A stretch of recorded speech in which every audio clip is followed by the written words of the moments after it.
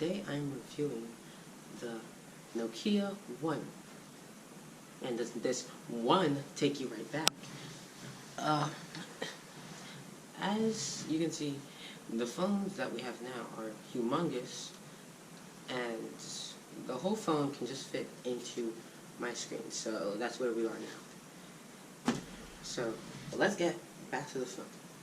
So, speaking of the screen, it has a 4.5-inch screen with a resolution of 480 by 854 p, and the screen, it's touchscreen, I hope.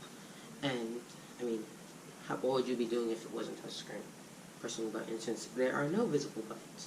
All the buttons are software buttons, meaning they're configurable as of the fact that this is running Android Go 9 Pi.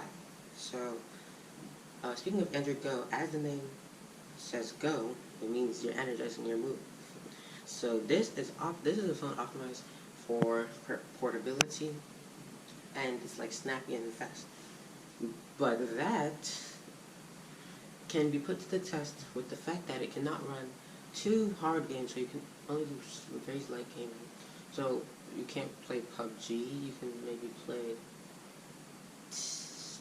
Flow Free or Helix Jump, one of them idle tap games. And because the screen is this resolution, it doesn't really have sharp YouTube videos. But forget about the videos, let's get to the other part of videos, which is the sound. So the speaker is it's a speaker at the back. Haven't seen one of these in a while, but like, the speaker's at the back, and it's actually pretty good. It sounds pretty good for the fact that it's fine from the back. But as with the speakers from the past, once again, if you're covering the back, you won't hear a thing. So, I mean, you'll hear it, but like, it'll sound horrible. So, the speakers are not the strongest suit of this, but the strongest suit is that it is portable. That's what they are going for. So, as it's running Android 9 Pi, as you can see, it's running Android 9 Pi, and Android 9 Pi is Android Go 9 Pi. Don't make no mistakes here, so that you don't get confused when you get something that looks like it's from 2014 instead of looking like it's from 2018. So it's Android 9 was in 2018, 2019, Android 10, 2011, 2020, I think. I mean, 2020, Android 11. And so it's running Android 9, and as you can see, Android 9 Pi, as you can see, and it is, it's snappy in the way that, like, you can still use the phone, and since it's so for active use, it also has dual SIMs. So this allows you to put your SIM card. So if you're like traveling a lot, you can have 2 SIM cards at once, and you can switch between them simultaneously. As you can see, it is very slippery with the polycarbonate back plastic, and this one, a rare one, the back can come off, as you can see. So this was something that Nokia was like using to stand out in the game, as that you can take the back off this phone and switch it out and get a different color, which at the time it was kind of unique and cool, but right now the backs don't even come off your phone. So, and it also, speaking of the inside, it also has a SD card slot, which is expandable up to 128 gigabytes of storage, and it also has a 2,150 milliamp hour battery. So that seems small to you in a sea of phones where most of them are at 4,000 milliamps, most of them. But this, because it's running Android 9 Go 9 Pi, and Google is known for being very good with their battery optimization, so this can last, it says 15 days, but like with my own use, it lasts for way longer. That's my standby, so And even when you look at the phone, when you look into the phone settings, it'll tell you that it can last for like 2 days when it's at 40-50%.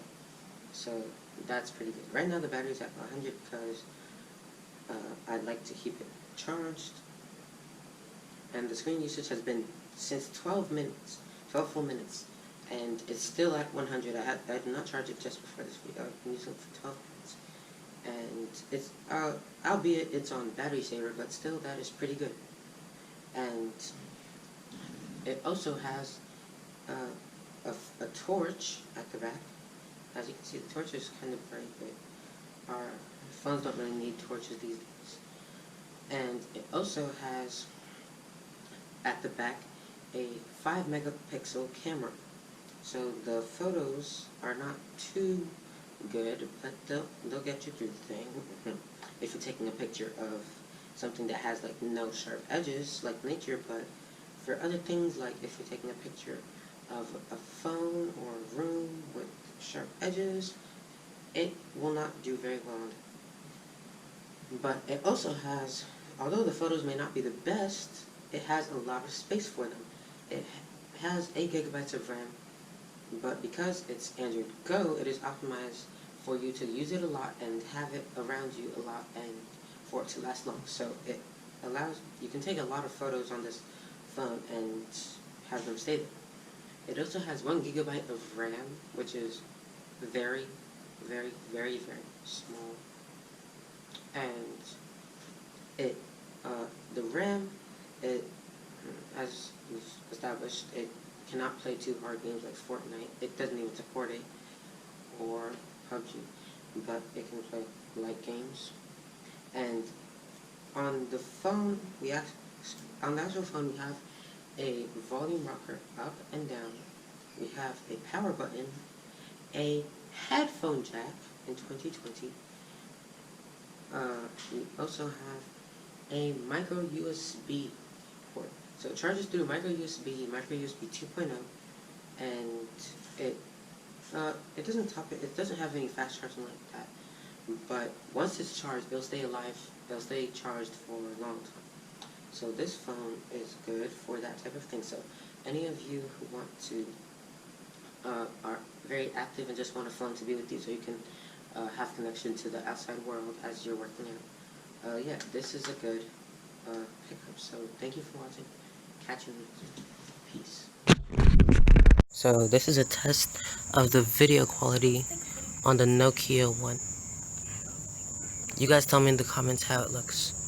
I think it's kind of usable. The test of the front video quality of the Nokia one, the 2-megapixel camera.